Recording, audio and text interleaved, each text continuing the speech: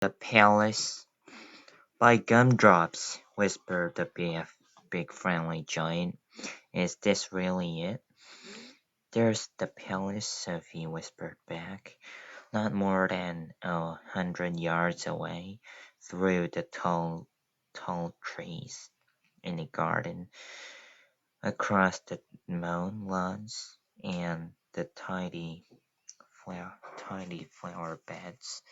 The massive shape of the palace itself loomed through the darkness. It was made of whitish stone.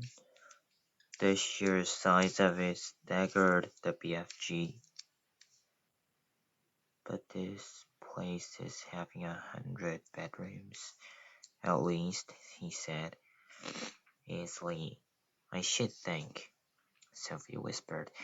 Then I is boggled, the BFG said. How is I possibly finding the one where the queen is sleeping? Let's go a bit closer and have a look, Sophie whispered. The BFG glided forward among the trees. Suddenly, he stopped dead. The great ear in which Sophie was sitting began to swivel around. Hey, Sophie whispered, you're going to tip me out. Shh, the BFG whispered back. I is hearing something. He stopped behind a clump of bushes. He waited. The ear was still swinging this way and that.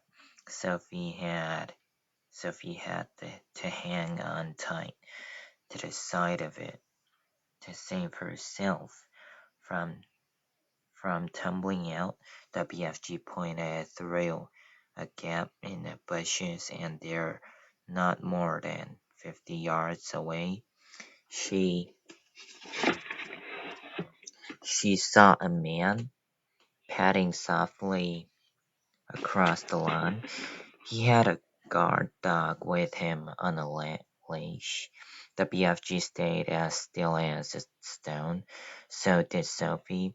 The man and the dog walked on and disappeared into the darkness.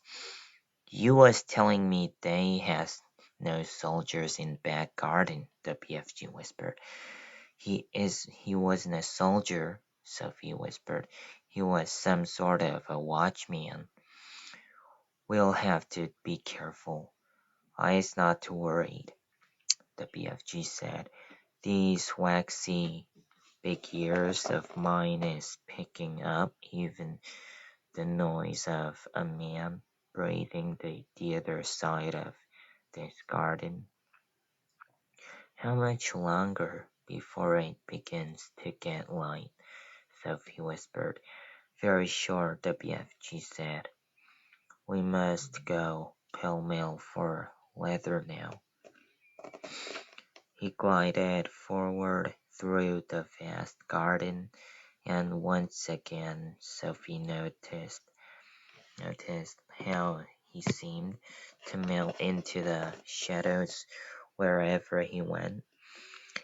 His feet made no sound at all, even when he was walking on gravel. Suddenly they were right up close against the back wall of the great palace.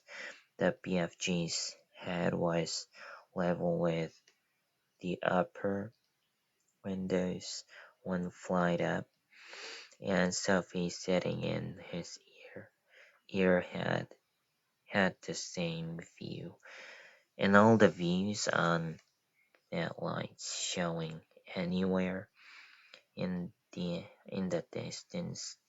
They could hear the muted sound of traffic going round Hyde Park Corner.